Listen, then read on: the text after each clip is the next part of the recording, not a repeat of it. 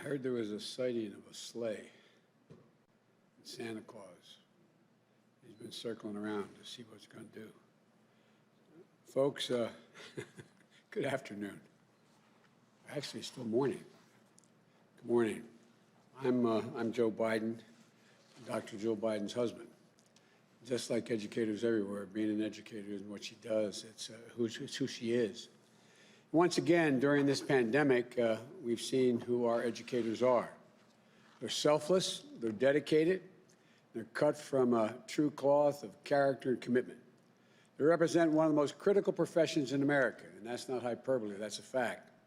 From cradle to career, they give people of all ages the confidence to believe in themselves, to equip them to succeed.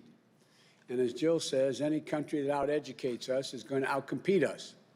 And in this critical moment of our nation's history, it's essential that there is an educator serving as Secretary of Education. I want to make that clear again. An educator, someone who's taught in the classroom, who comes out of the classroom. Today, I'm pleased to announce that such a nominee we have, Dr. Miguel Cardona. Like other cabinet nominees and appointees, he's brilliant, he's qualified, and he's tested. And he's going to join the Biden-Harris cabinet, and it's going to be a historic cabinet. Already, there are more people of color in this cabinet than any cabinet in the history of the United States. There are more women than ever. First openly gay cabinet member. It's a cabinet that looks like America. It taps into the best of America. That opens doors and includes the full range of talents we have in this nation. And like the rest of the team, Dr. Cardona is ready on day one. Vice President-elect Harris and I, we were going through you're on this side, I apologize. We're going through this, and we were doing it on Zoom, who we're going to pick, and we're getting all this advice, and we looked at each other in the room and said, no, it's Cardona. It's real easy. So Vice President-elect knew we needed an education secretary who truly understands what it's been like for educators, administrators, families, caregivers, and students this past year. They worry. They're under stress. They stretch local budgets that have left educators out of work. There's mixed signals from the White House that have left more confusion than calm. And they left so many parents and schools feeling like they're on their own. But we also need someone who knows what it's like, what it takes to get through this crisis. Reopening schools safely will be a national priority for the Biden-Harris administration. Early next year, I will put forward before the Congress our plan as to what comes next. But I assure you it includes funding to keep educators on the job, just like we did during the Recovery Act. And it saved 400,000 education jobs and the future of millions of children. It also includes asking Congress to provide funding needed so we can achieve the ambitious but doable goal of safely opening a majority of our schools by the end of our first 100 days. We can do this if states and cities put strong public health measures in place that we can all follow. For example, in our first 100 days, I'll be asking all Americans to mask up for 100 days. We'll require masks in federal buildings, interstate travel, and the like, and on trains, where I have the authority to insist that happen. We've also been talking to governors and mayors and county executives of both parties to try to do the same in their cities and their states. We can do it if we get schools, districts, communities, and states the clear guidance and the resources they need for so many things that aren't in their already tight budgets. They need funding for testing to help people reopen schools, more funding for transportation so students can maintain social distancing on school buses. There's a need for school buildings for additional cleaning services, protective equipment, ventilation systems. But to lead the national effort requires an education secretary, with the skills to partner with educators across the country, in states, localities, and tribal nations, and all across students and families as well. It also requires someone who understands the need to prevent the pandemic from further exacerbating the inequities in our education system that represents a compounding problem we're having. They hold back children. They hold back educators. They hold back our country from fulfilling its potential. Take remote learning. How can it be in America that parents must drive to a parking lot of a coffee shop or a library for Wi-Fi that they can't afford at home, so their children can sit in the car, participate in class, and do their homework over the net. This gap of broadband technology and the opportunity could some kids cost them a full year or more of learning. That's unacceptable in the United States of America. We need to act now, but it's only just a start. We need some of the experience to help us build back better with the Biden-Harris education plan. We need to make sure that every child in this nation has access to a good education regardless of their zip code. I know you're probably tired of me saying that, but it's critically important. I've been saying it for over a year. Regardless of any disability. That's why my plan triples funding for Title I schools, which serve the highest number of children from low-income families. We need to make sure every child will have access to high-quality universal pre-K. I'm not talking about daycare. I'm talking about universal pre-K. That is starting at age 3, 4. We need to finally pay teachers what they deserve. The work they do is of extreme national importance, and their salary should reflect that. But they can't do it alone. So we're going to make an unprecedented investment to double the number of school psychologists, counselors, nurses, and social workers in our schools.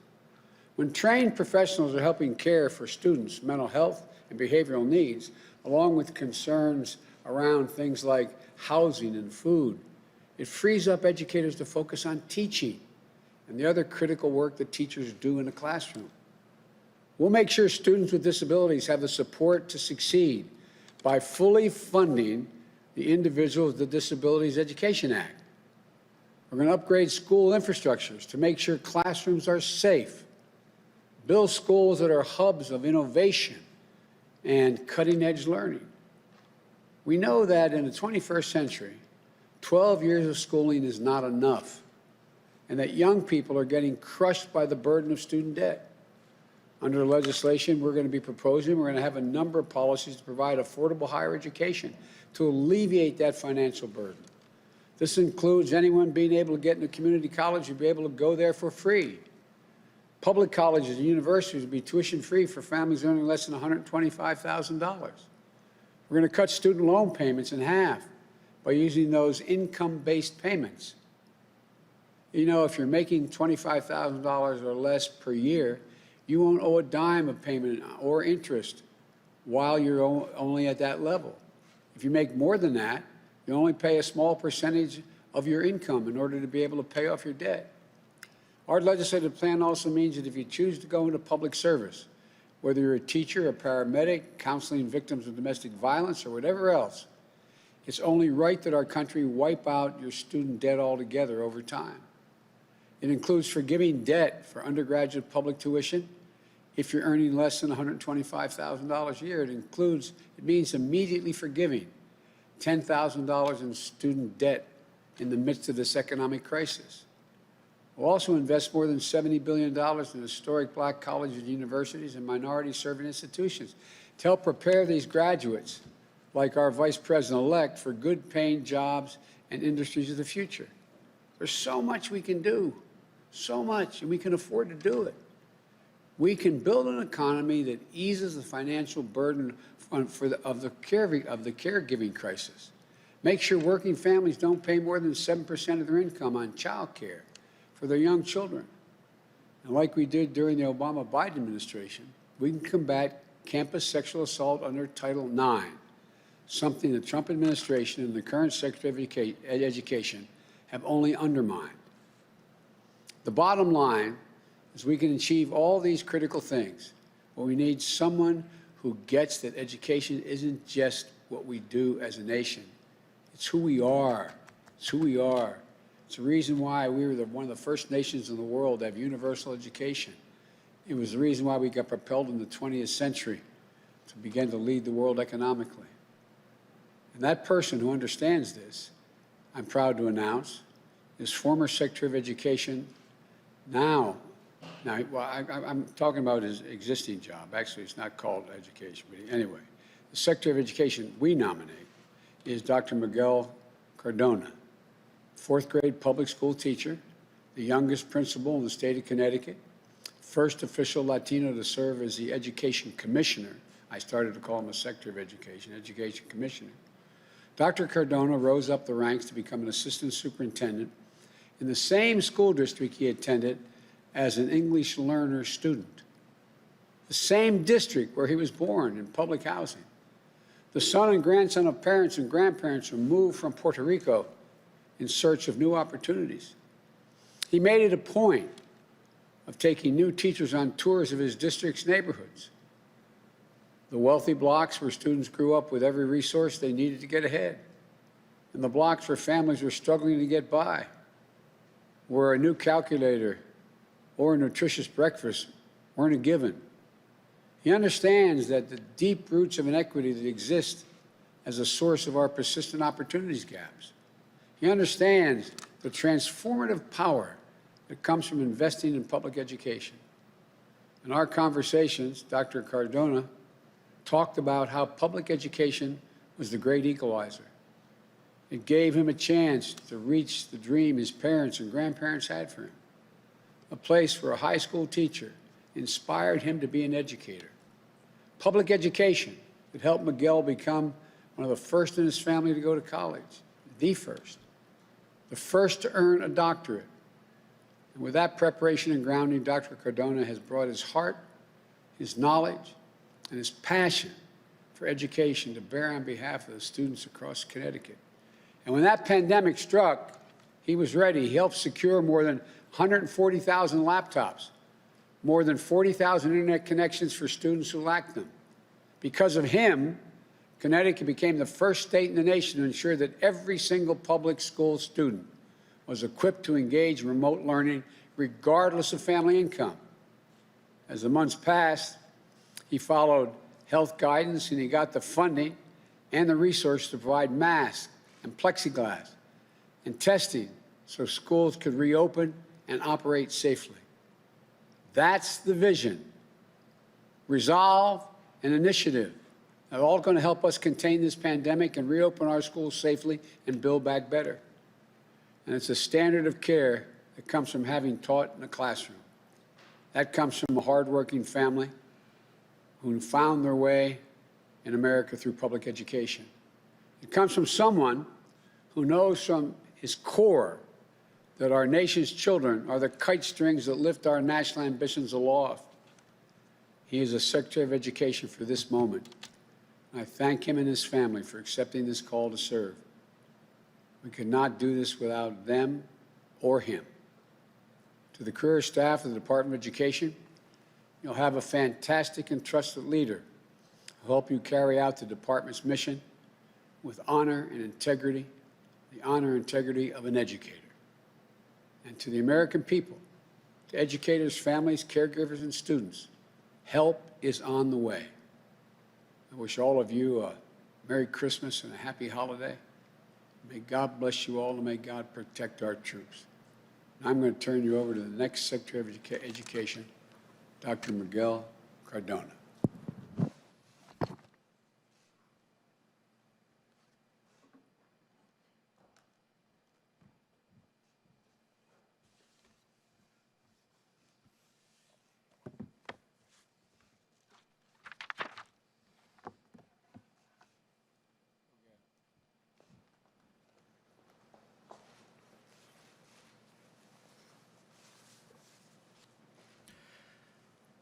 Mr. President-elect, Madam Vice President-elect, thank you for this opportunity to serve.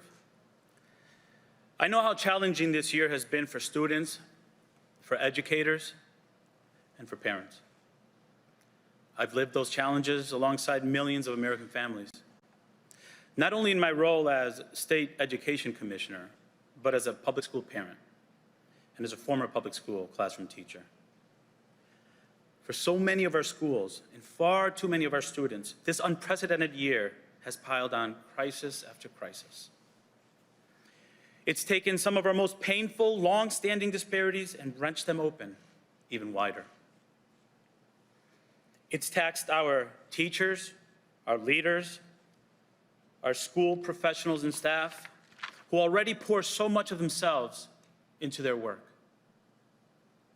It's taxed families struggling to adapt to new routines as they balance the stress, pain, and loss that this year has given.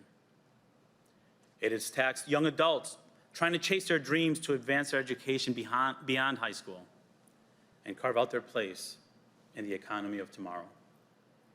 And it has stolen time from our children, who've lost something sacred and irreplaceable this year, despite the heroic efforts of so many of our nation's educators. Though we are beginning to see some light at the end of the tunnel, we also know that this crisis is ongoing, that we will carry its impacts for years to come, and that the problems and inequities that have plagued our educational system since long before COVID will still be with us even after the virus is gone.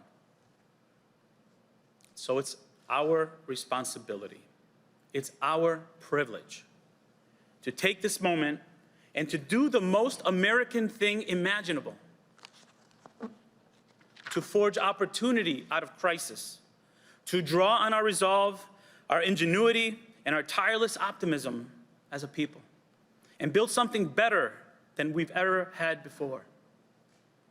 That's the choice Americans make every day. It's a choice that defines us as Americans. It's the choice my grandparents made. Abelino and Maria de la Paz Cardona and Germana Muñiz Rosa, when they made their way from Aguada, Puerto Rico, for new opportunities in Connecticut.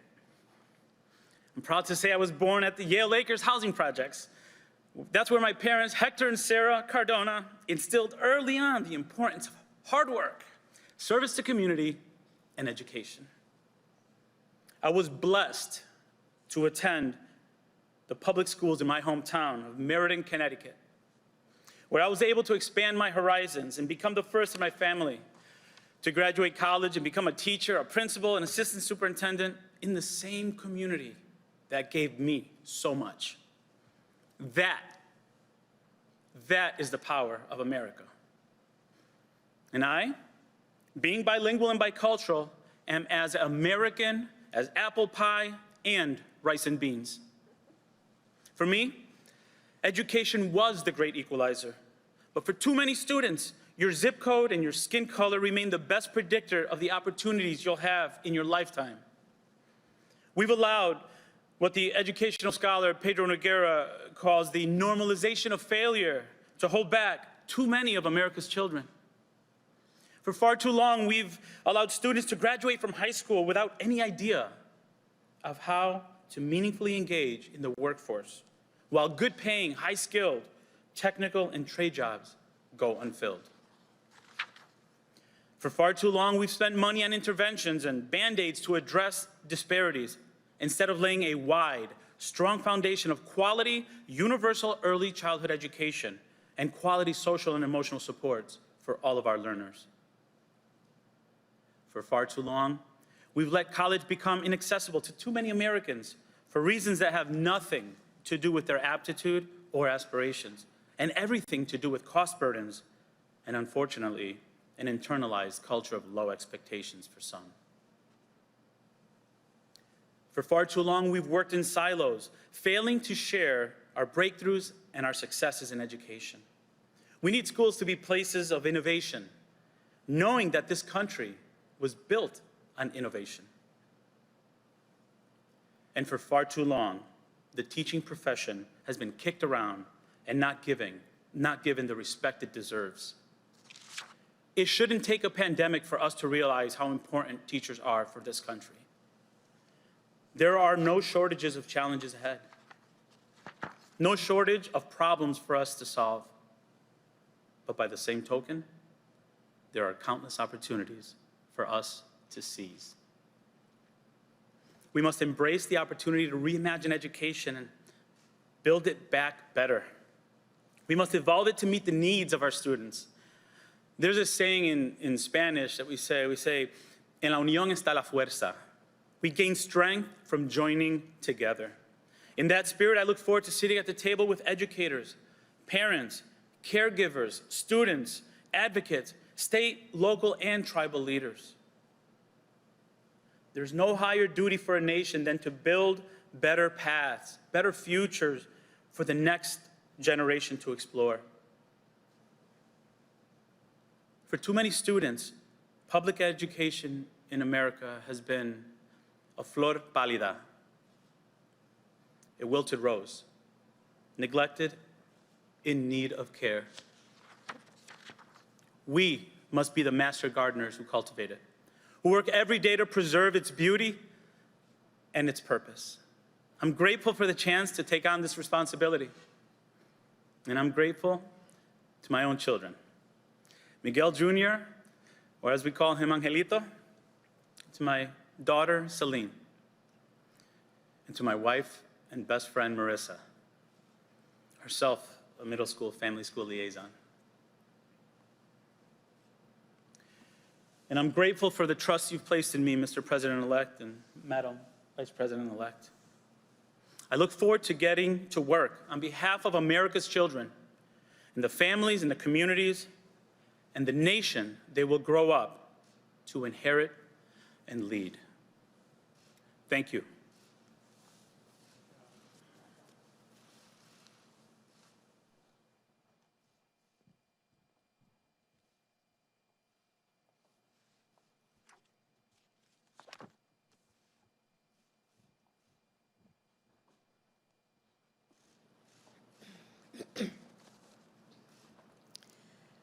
My first grade teacher, Mrs. Frances Wilson, God rest her soul, attended my law school graduation. She taught our first grade class with 2 teachers' aides and 22 students in the classroom.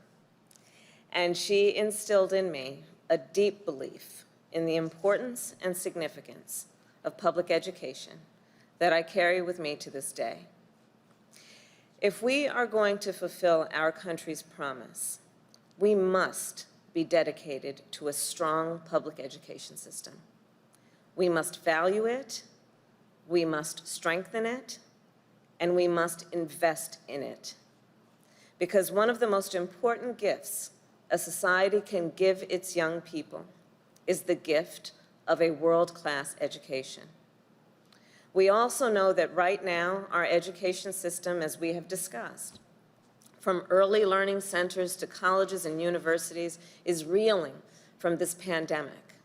Parents and educators are being stretched to their limits. And so are the cafeteria workers and the bus drivers and custodians and nurses who normally keep our schools running. Students at colleges and technical colleges now worry about losing credits, losing financial aid, and losing income from working on campus. And all this disruption is taking a heavy toll on the mental health and well-being of our students of all ages who are at risk of falling behind. At the same time, this pandemic threatens to widen disparities between students of different races and backgrounds, making it harder for those who already were behind to keep up.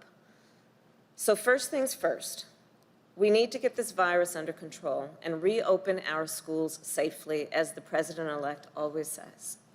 And that is why the President-elect and I are supporting funding for our education system in this recently passed COVID-19 relief legislation.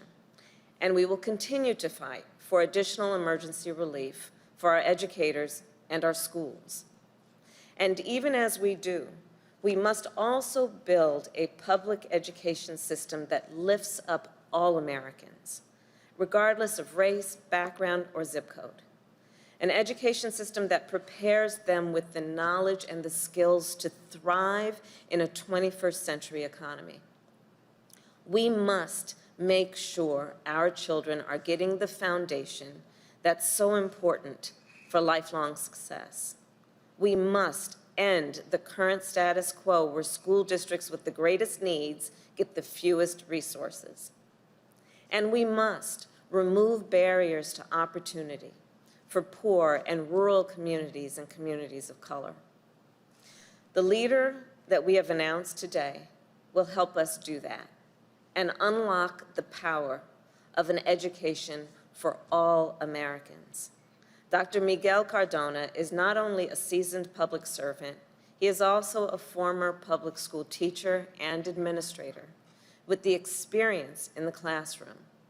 and he knows what our students, teachers, and schools need to be successful. He has dedicated his career to fighting for our children and dedicated his career to investing in their capacity. And he has a deep belief in the power of a world-class education to help every child everywhere overcome barriers of race, gender, or income to reach their God-given potential. Dr. Cardona represents the very best of our nation, and he is the kind of leader America's students, educators, and families deserve. I've always believed that government has three principal functions: public health, public safety, and public education. Over the course of the past few weeks, we have announced remarkable leaders who will help contain this pandemic and keep the American people safe and secure.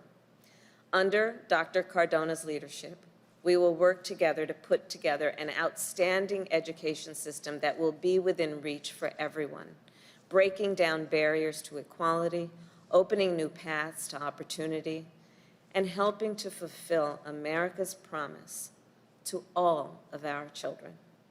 Thank you, Mr. President-elect.